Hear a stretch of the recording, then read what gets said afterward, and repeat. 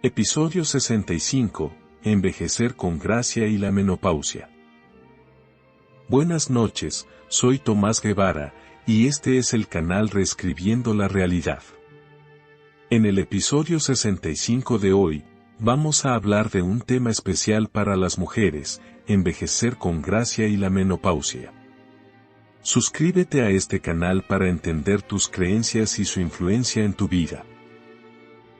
Esta es una oportunidad perfecta para que practiques cómo te atrapas a ti mismo y te dices algo diferente.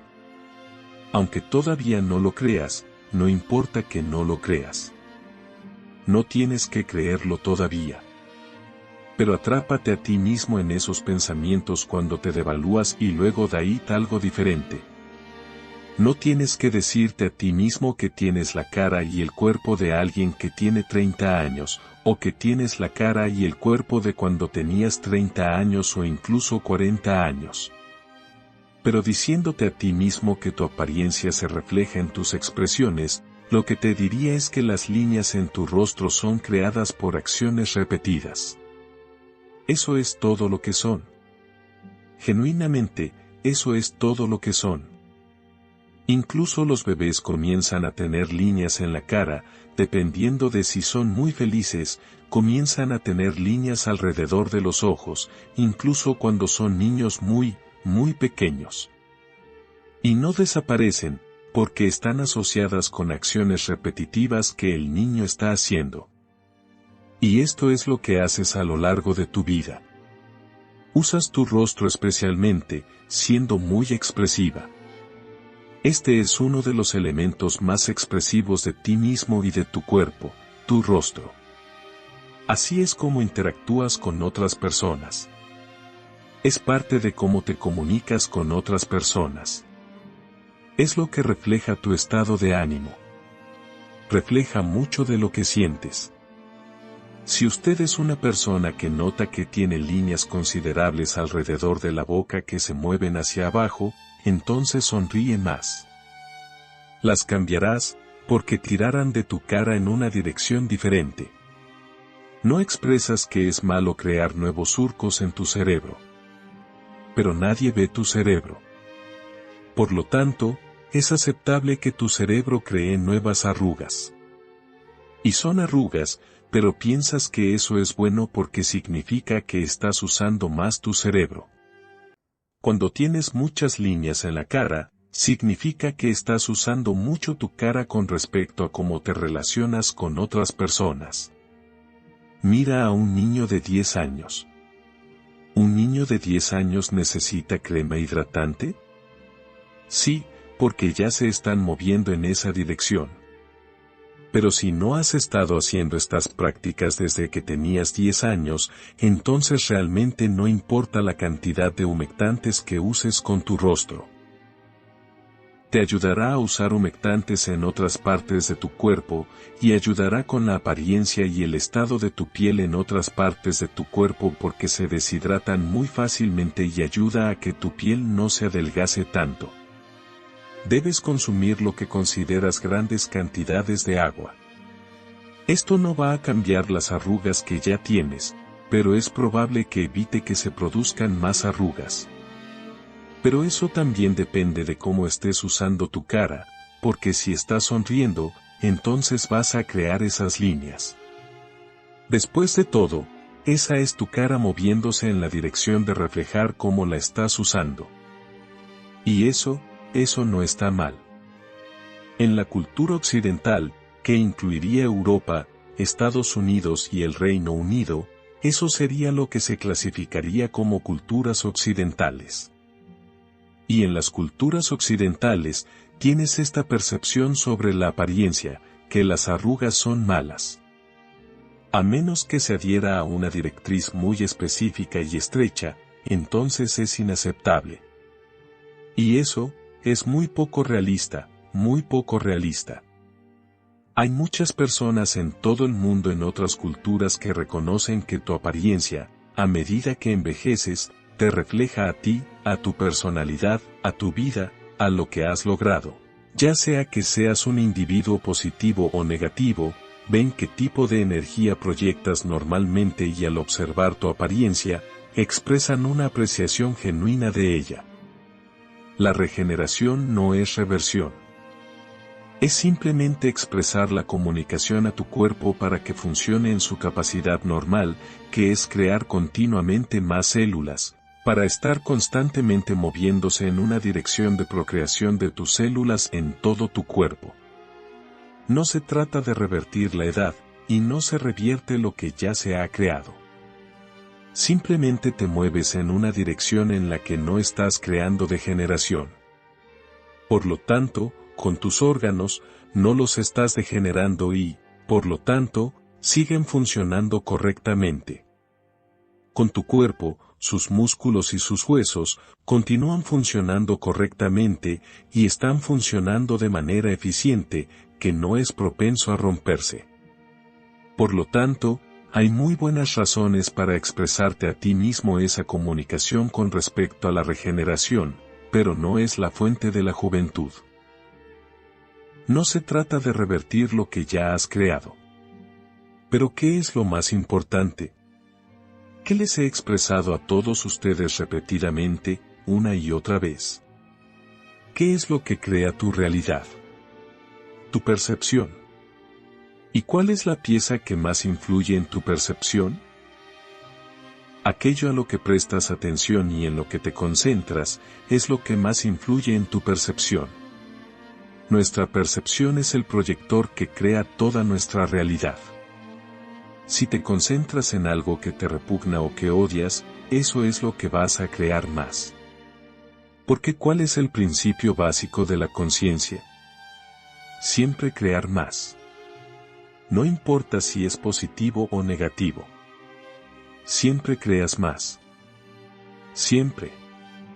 Por lo tanto, la parte maravillosa de esto es que si estás prestando atención a algo que te gusta, si estás prestando atención a lo que aprecias, si estás prestando atención a lo que disfrutas, crearás más de eso automáticamente.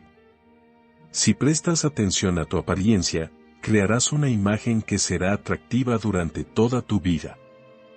Incluso a la edad de 80 o 90 años, seguirás creando un atractivo que otras personas de la misma edad no están expresando, porque te concentras en apreciar y gustar de tu apariencia durante tantos años, durante tanto tiempo. Ahora es simplemente cuestión de reconocer y aceptar tu edad. Eso no significa que tu vida haya terminado. Aceptar que tienes 80 o 90 años y que eres atractiva. No tienes 40 años y eres atractiva, tienes 90 años y eres atractiva. Y en eso, sigues siendo ágil. Todavía te estás moviendo en una dirección en la que te estás involucrando, y eres inteligente, y estás alerta.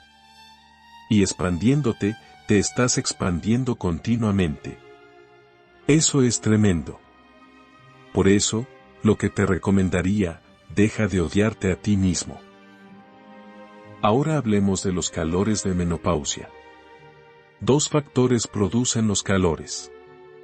Uno incorpora tus creencias con el envejecimiento y los cambios con la conciencia corporal, pero el otro es fisiológico, en el que la conciencia corporal se está reconstruyendo a sí misma. Está en transición para funcionar de manera diferente. La conciencia del cuerpo femenino está diseñada, como ustedes saben, para tener hijos, pero solo por un periodo.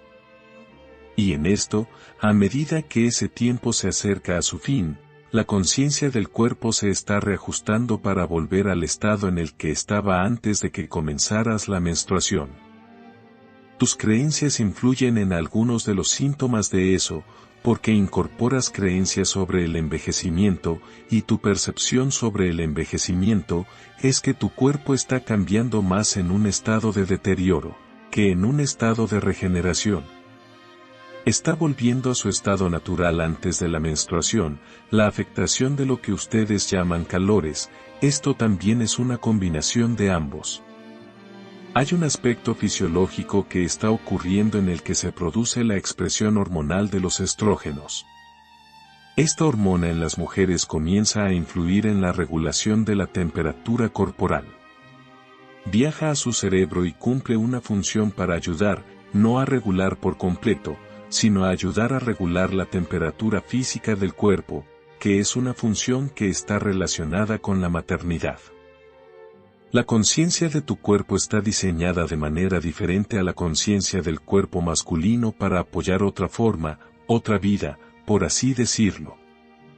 Por lo tanto, la conciencia de tu cuerpo debe ajustar su temperatura corporal para soportar esa otra vida.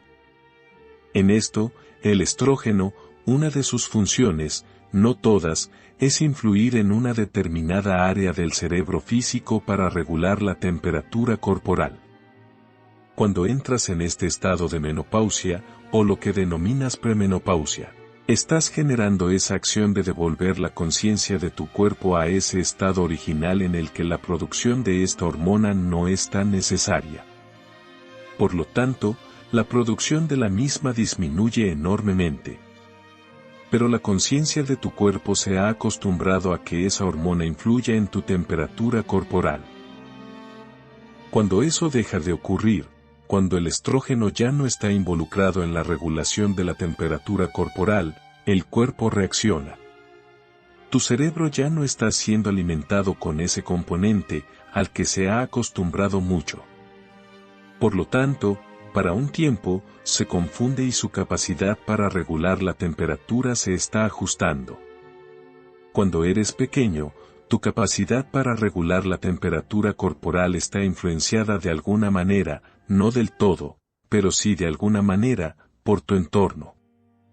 Estás menos influenciada por tu entorno cuando estás produciendo ese estrógeno, esa hormona, porque la estás sustituyendo y estás más involucrada con ella. Cuando eso deja de ocurrir, la conciencia del cuerpo incorpora un marco de tiempo. Parece ser un marco de tiempo largo, pero es temporal. Y es relativamente corto. Pero está generando un ajuste e intentando reconfigurar su energía para incluir ahora la temperatura ambiental como una influencia de la temperatura de tu cuerpo. No es que vaya a ser la única influencia, pero vuelve a ser otra influencia, una influencia más significativa. Para la mayoría de las mujeres, puede ser difícil recordarlo, pero cuando pequeña, si no puedes recordar tu propia experiencia, puedes observar las pequeñas ahora. Su temperatura corporal está influenciada por su entorno, pero mantienen, por así decirlo, una temperatura corporal más estable. Notarás que los pequeños toleran el frío mucho más que un adulto. Un pequeño se encontrará fácilmente en un ambiente frío sin abrigo y no le molestará, durante un periodo de tiempo, eventualmente, lo afectará, pero su tolerancia es mucho mayor. Su cuerpo se regula automáticamente con mayor facilidad y retienen el calor con mucha más facilidad. Los bebés retienen el calor mucho más que los adultos. Por lo general, los adultos visten en exceso a los bebés constantemente, pero no requieren ese aislamiento. Su cuerpo retiene automáticamente el calor.